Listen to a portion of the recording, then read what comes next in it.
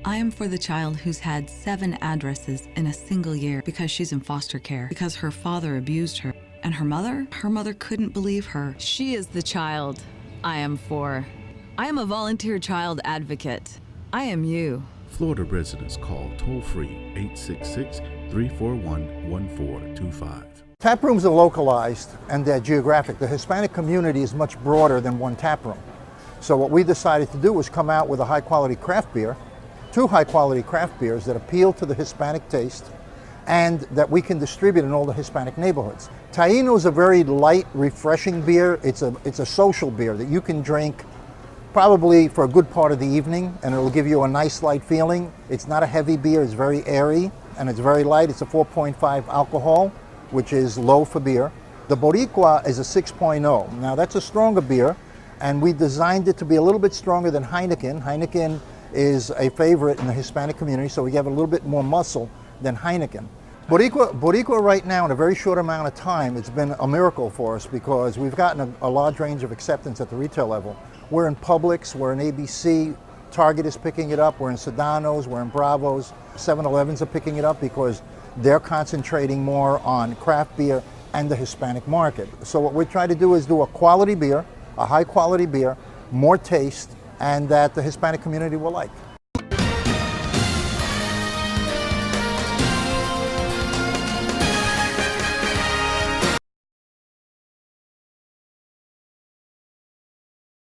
Trump administration is cracking down on an international street gang. Today, the Justice Department announced the arrest of more than 100 members of MS-13 in El Salvador. This makes more than 700 alleged gang members charged in that country over the past 2 days.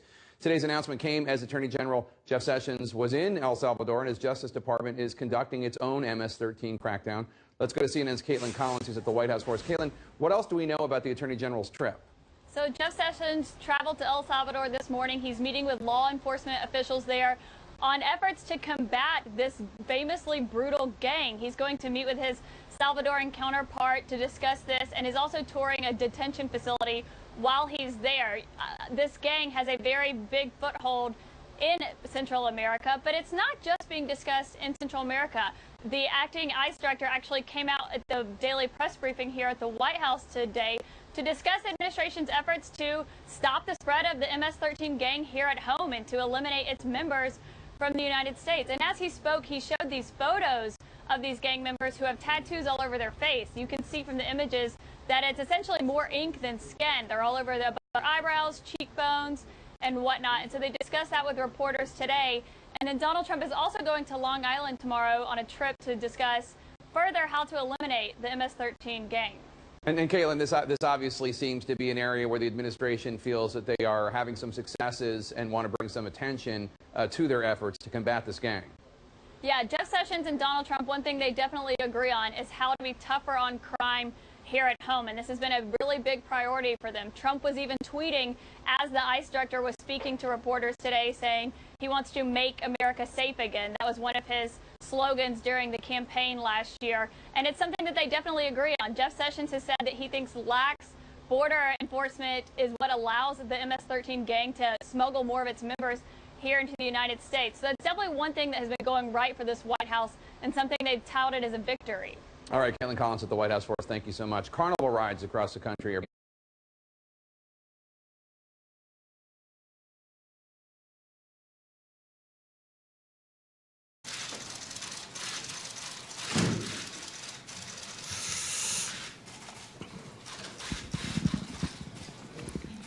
Thank you very much. It's great to be here today to unveil legislation that would represent the most significant reform to our immigration system in a half a century. I want to thank Senators Tom Cotton and David Perdue for their tremendous work in putting together this historic and very vital proposal. As a candidate, I campaigned on creating a merit-based immigration system that protects U.S. workers and taxpayers, and that is why we are here today, merit-based.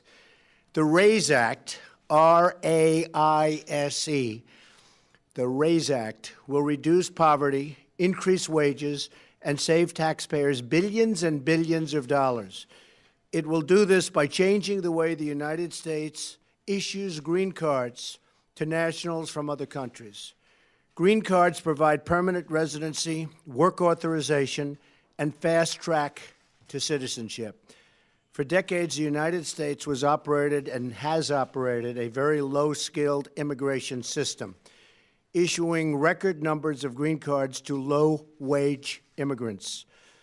This policy has placed substantial pressure on American workers, taxpayers, and community resources. Among those hit the hardest in recent years have been immigrants and, very importantly, minority workers competing for jobs against brand new arrivals. And it has not been fair to our people, to our citizens, to our workers. The RAISE Act ends chain migration and replaces our low-skilled system with a new points-based system for receiving a green card. This competitive application process will favor applicants who can speak English, financially support themselves and their families, and demonstrate skills that will contribute to our economy.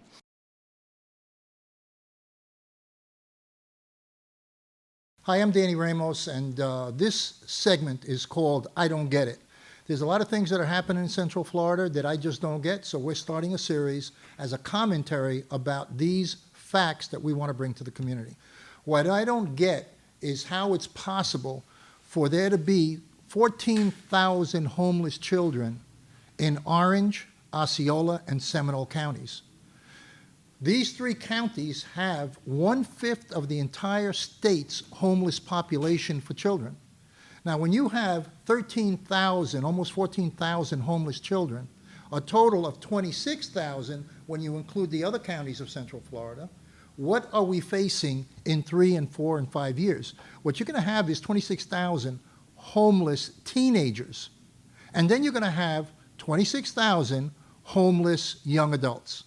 If we don't do something about this, this is going to produce such a negative social effect on our community.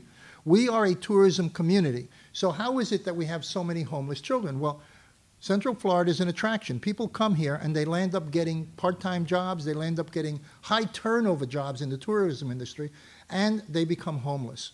Right now, we have shelters, people living in shelters, we have people sleeping in cars. I'm talking about children. Let's just talk about the children. We have children living in vans, in temporary housing, in motels. We have children sleeping in cars and vans, and it's an absolutely horrendous situation because these kids actually go to a 7-Eleven to wash up, and then they go to school. And the parents aren't going to report it because the social services are going to take these kids away from their parents. So this is a constant situation that's getting worse and worse and worse every year. We have to do something about it as a society.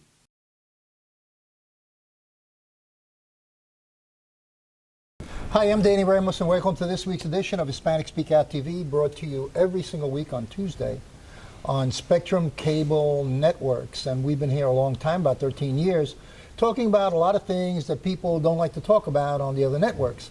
And I'm here with Greg Perkins. Greg Perkins is the host of EDU TV, and he's on Speak Out tonight with me to discuss a topic that I have not made him aware of what we're talking about.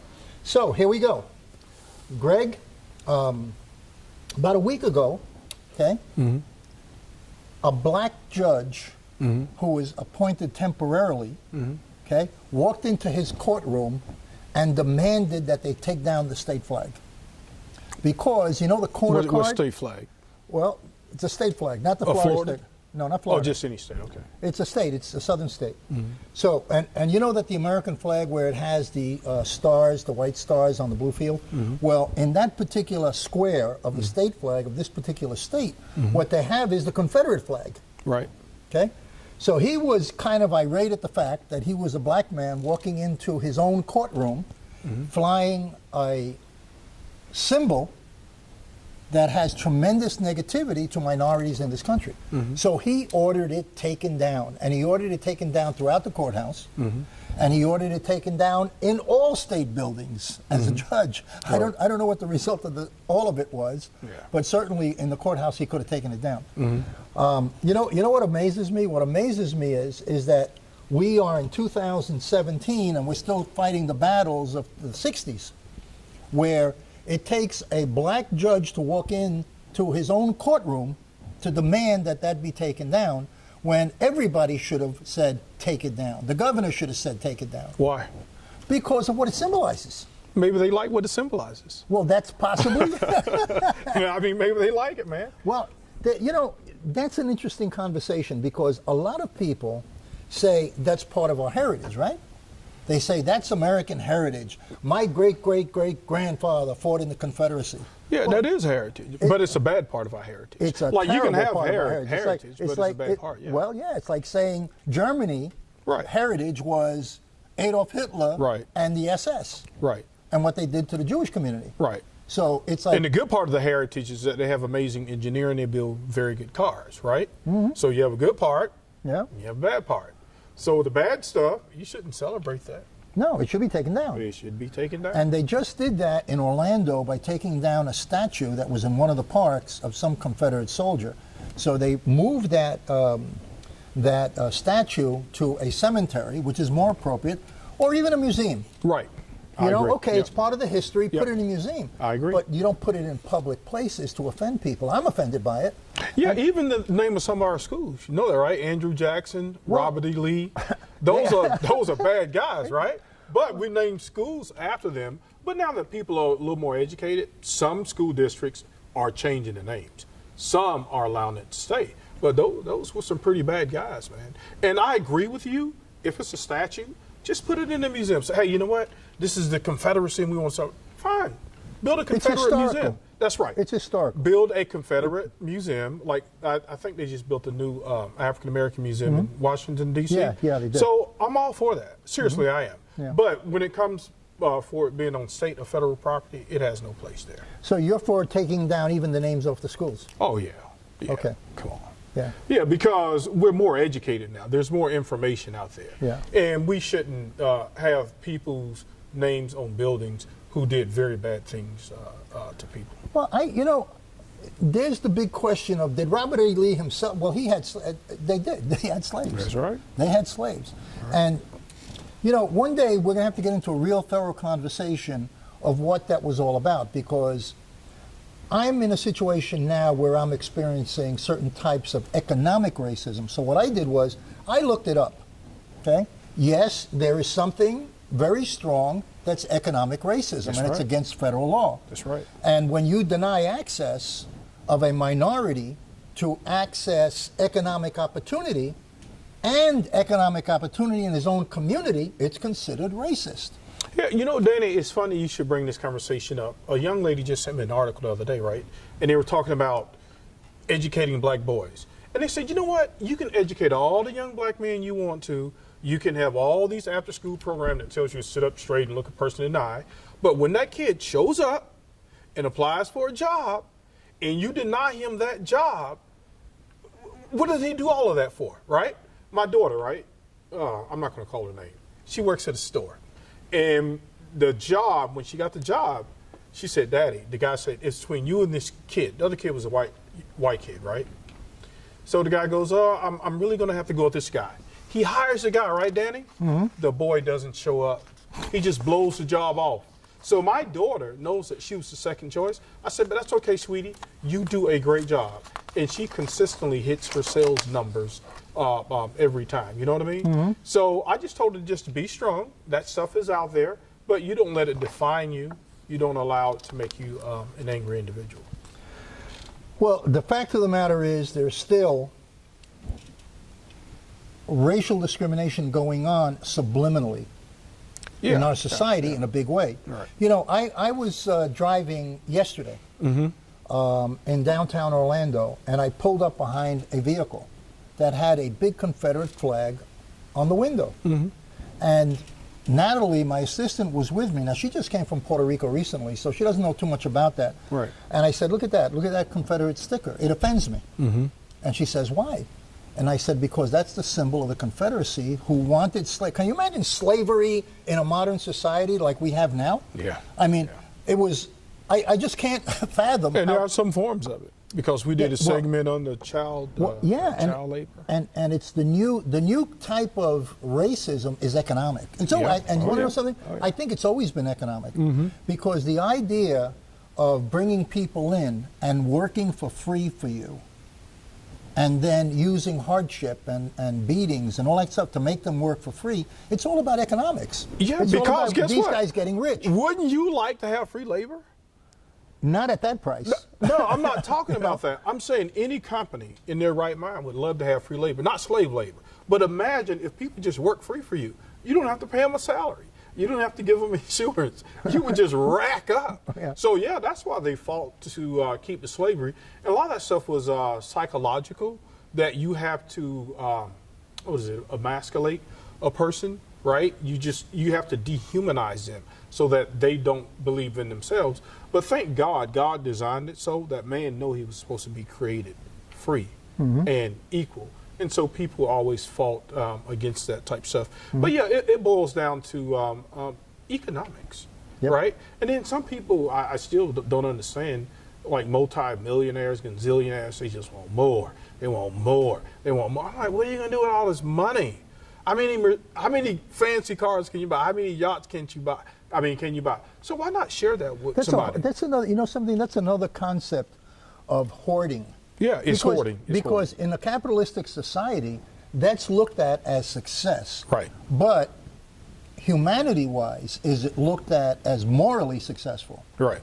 Where you have so much that you couldn't waste that money if you tried in 10 lifetimes. That's right. And in the meantime, 10 blocks away from you, there are kids that are going hungry. Or homeless people. Or homeless people, like in Orlando. We have 26,000 homeless children in Orlando, yet Orlando is the child capital of the world for entertainment. Yep. I mean, I don't understand. I don't get it. I don't understand how people don't see that and identify. They do. It's called greed. Yeah, but it's an outrage. Yeah, I agree. It's called greed. Now, we had Mr. Harris Rosen on the show. He gives back.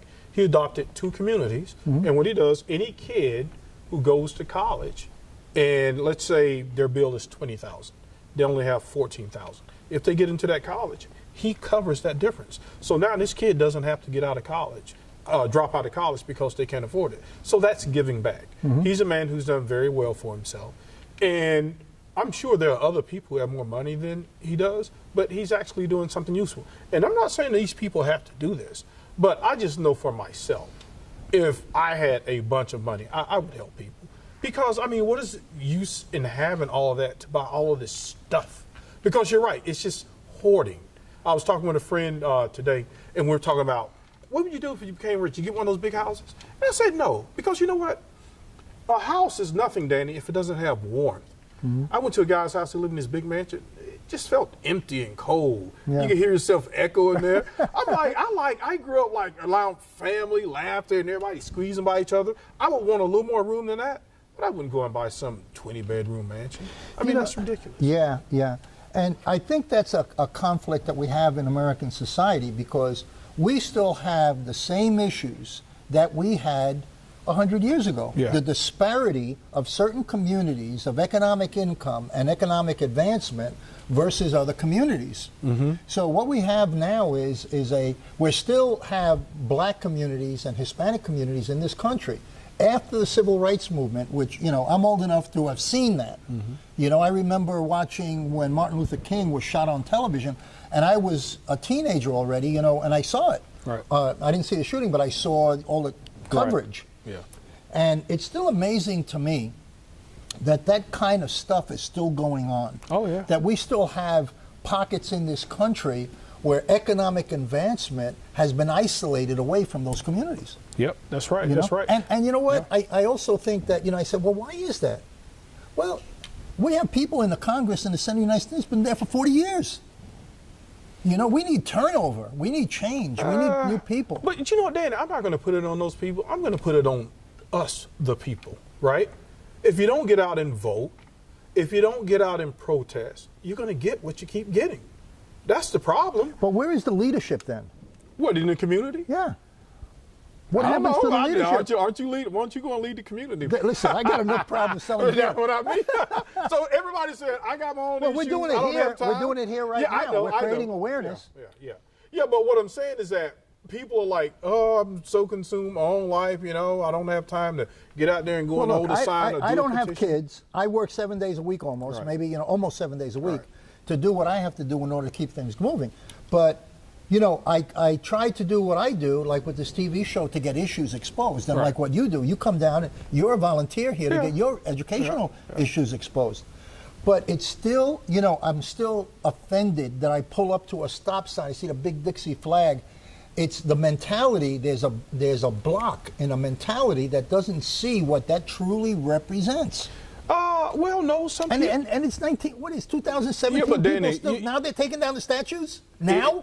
Danny, it is what it is. Some people, there are racists in our society, right? There are bad black people, there are good black people. There are bad white people, there are good white people, and so on, right? Some people like being bad. You ever watch MMA fighting? Those guys genuinely want to fight. You and I ain't going to get in there, right?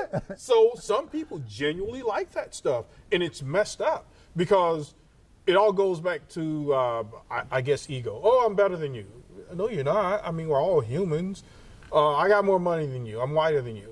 Well, it doesn't make you better than me. Yeah. It just means you have more money than I have. And you're white and I'm black, but we're still the same people. You're saying about more money, and that takes me back to what we were talking about a minute ago, because you have this TV show, right? And it's everybody watches it, about hoarding. So you walk into this guy's house or this woman's house, and it's packed full of stuff. They don't want to throw away anything. Yeah. They don't want to throw away a thing. Right. And they're just like, well, we got guys in our society that do that with money. Yeah, that's right. They That's right. don't care if somebody else needs. It's just them, and they want to.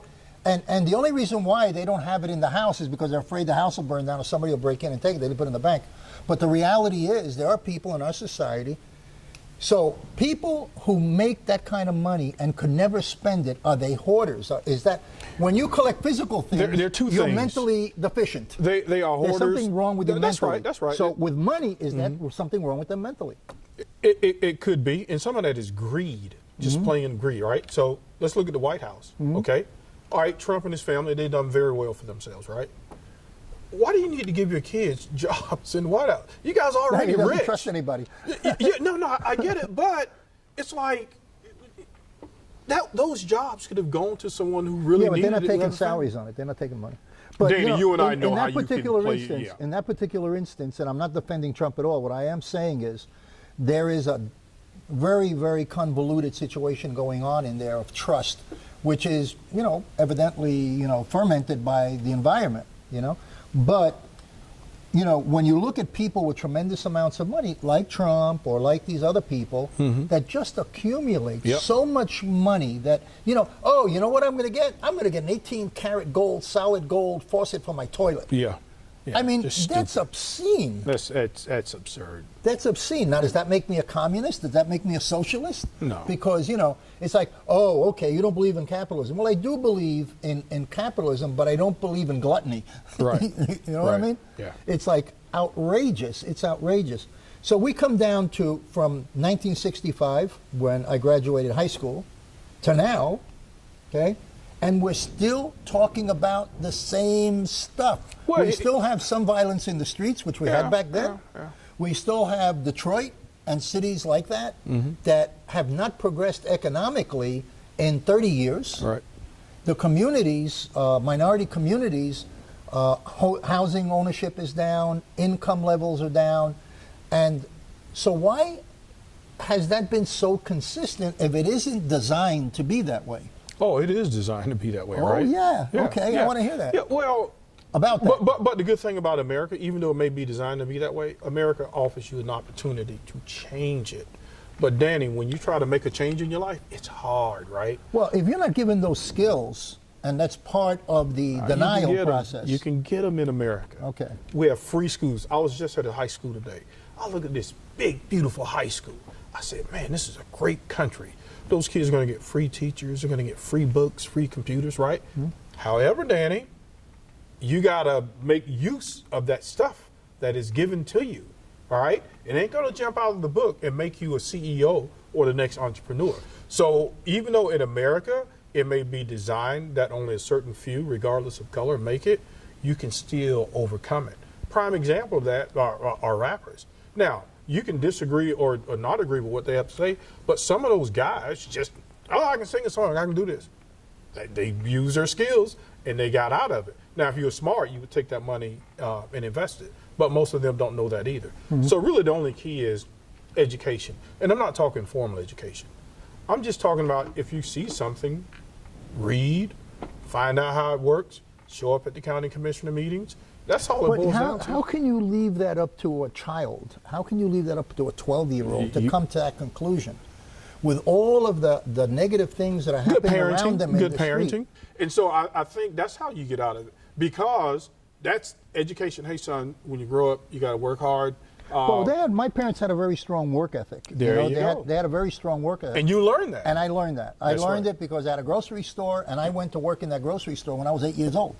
I would go to the grocery store, and I would move cans and do whatever it is. You know? So you're picking up entrepreneurial skills, and you didn't even know it. I didn't know it. I didn't know it. You know what I mean? Yeah. So that's good parenting. So what if your parent just lays around all day? No, then I'd be laying around all day. So what do you think the future is going forward? I wanted to talk a little bit more about racism and how it's affecting people in our society in the work mode. Because we have these issues right now. I've seen it up close, with discrimination against minority business owners who sometimes are pushed out of a business opportunity in their own communities. But you know what, Danny, why don't we start our own stuff, right? We can. Yeah. There are enough Hispanics. There are enough African Americans, right? Like, look at Jewish people, right? There ain't that many Jewish people. People don't realize that, right? But I tell you what, they stick together. They do business with each other. They buy from each other. Yeah. They do business. Yeah. Okay, so stop asking people for stuff and create your own. Let's take a lot of the African American entertainers, movie stars and all that, right? Danny, there are enough of those people with enough money to start a black bank. No, of course. Hey, everybody, Oprah, I need 10 million from you. LeBron, 10 million from you, whatever. Take $100 million. No. And that's amazing, isn't it? That is amazing. So stop asking people for stuff when you have the freaking resources. Yeah. But you need the person who can guide that. You need a person who can go out and stimulate that.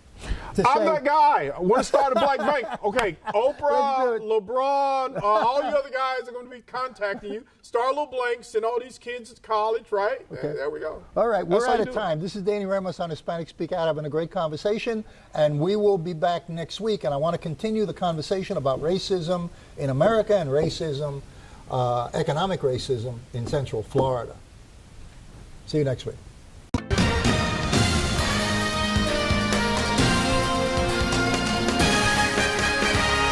Tap rooms are localized and they're geographic. The Hispanic community is much broader than one tap room. So what we decided to do was come out with a high-quality craft beer, 2 high-quality craft beers that appeal to the Hispanic taste and that we can distribute in all the Hispanic neighborhoods. Taino is a very light, refreshing beer. It's a social beer that you can drink probably for a good part of the evening, and it'll give you a nice light feeling. It's not a heavy beer. It's very airy and it's very light. It's a 4.5 alcohol, which is low for beer. The Boricua is a 6.0. Now that's a stronger beer, and we designed it to be a little bit stronger than Heineken. Heineken is a favorite in the Hispanic community, so we have a little bit more muscle than Heineken. Boricua right now, in a very short amount of time, it's been a miracle for us because we've gotten a large range of acceptance at the retail level. We're in Publix, we're in ABC, Target is picking it up, we're in Sedano's, we're in Bravo's, 7-Elevens are picking it up because they're concentrating more on craft beer and the Hispanic market. So what we're trying to do is do a quality beer, a high quality beer, more taste, and that the Hispanic community will like.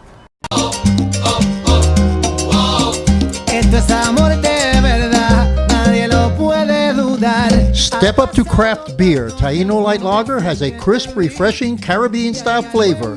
Boricua Craft Ale, full-bodied flavor for the true beer drinker. Stop drinking beer water. Taino Craft Light Lager and Boricua Strong Craft Ale. Feel the rhythm and come up to craft beer. I am for the child who's had 7 addresses in a single year because she's in foster care, because her father abused her. And her mother couldn't believe her. She is the child I am for. I am a volunteer child advocate. I am you Florida residents call toll-free 866-341-1425.